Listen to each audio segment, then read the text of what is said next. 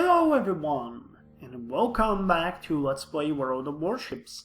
Actually, this is not gonna be a battle. I'm turning to you guys with a couple of questions. With the 0.53 upgrade to the game, they changed the entire line of promotions for your captains. And they also refunded all the ones that you had. So for me, this puts me in a bit of conundrum. Probably, and I'm not sure how many people do that, but most of you probably have the same captain for most of your ships. However, I like the fact that I can play with this with a separate captain for each of the ship, allowing me to basically at any time own all of them and have different captains for them. Not sure how many of you do that, but yeah. However, as I said, this puts me in a position where I now have a bunch of points with every ship to spend, and I'm not entirely sure how to do it because there's a lot of changes that are done here. There's a couple of new ones as well. For example, the survivability expert. They moved the last stand to tier 2. They changed the basic fire training so that it increases the reload time of batteries up to 139 millimeters, which is basically all of my destroyers. They changed the expert marksman. Also, they toned it down. It was up to 150 before. Now it's 149. I don't know how Tendril, for example. Yeah, so Tendril doesn't fit in that anymore. So there's a couple of things that have been changed. And I wanted to turn to you, those that are more experienced or that spend the time playing this already, to tell me which are important for you or which changes you welcomed and which you didn't. Now, I'm not completely stupid. For example, the torpedo acceleration, which is another new one that gives plus 5 knots to torpedo speed, however lowers the torpedo range by 20%, is gonna be used only for Mutsuki and Hatsuharu for me, because, for example, Minekadze has 7 kilometer range, and this torpedo acceleration would be good for it. However, it would mean that every time I would want to use the torpedoes, I would have to get detected. Now, there's an exception to that.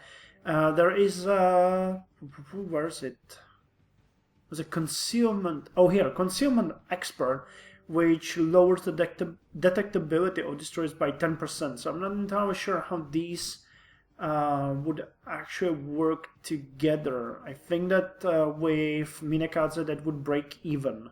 So yeah, 5 knots is a ton for a ship. Oh god, no, I misclicked.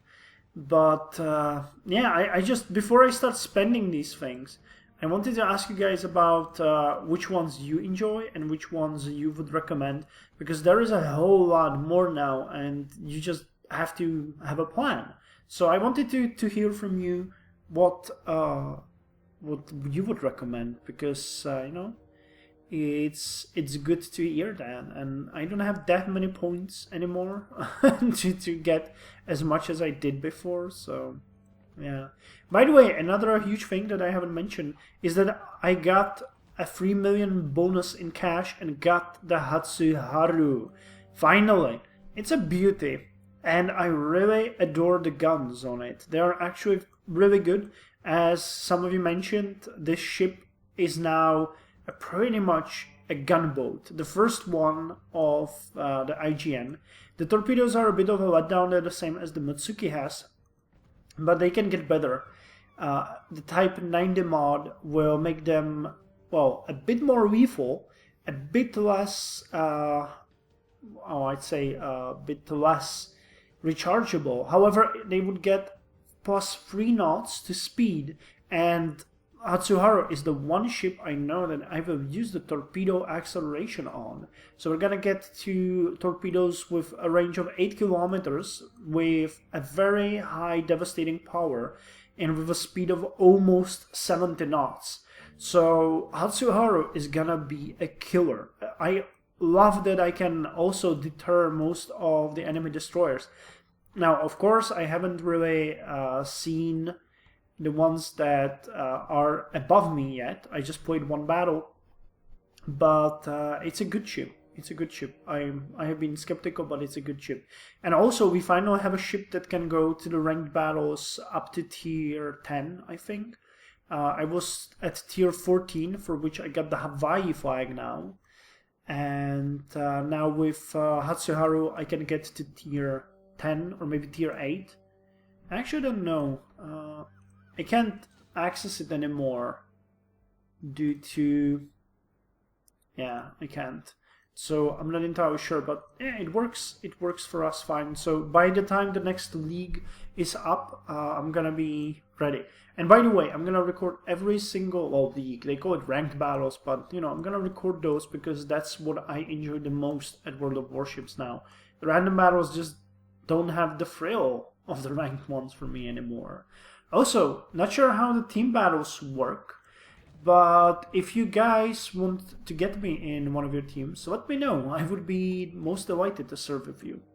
So yeah, what I'm gonna do now is I'm gonna stop the recording and go record something else. Wait for you guys to recommend, and then I'm gonna start getting the money for the Hatsuharu. Yeah, it's barely over. I got 324,000 credits, and I need at least 500,000 here to take one modification, about 250,000 here, and about 1 million here. So altogether, that's 1,750,000 credits. So I still need about 1.5 million, but it's better than the 5 million that I spent on Hatsuharu. Yeah, and I should really look at the Alba too. How much are we missing for the meal? Oh my god, we're missing a shit ton. 47,990. You know, Alba is so cool. I like it. I like it. Hatsuharu needs 115,000 to get the Fubuki. You're kidding me. But yeah, Fubuki is one of the nicest looking ships as far as the game goes for me. And it has 3 triple torpedo launchers, so that's gonna be just insane. And the Type 90 Mod 2 has a 15-kilometer range. So we're gonna get the torpedo acceleration on it as well and have it at 62 knots. It's gonna be incredible. Fubuki C also has a pretty good A defense, and we got an upgrade to artillery here too. Wow, 25.7 seconds to 180 degrees turn. Are these made of fucking what? They're sewed in, or you know, made from concrete? Jesus Christ! And that's way faster than the stock one. My God.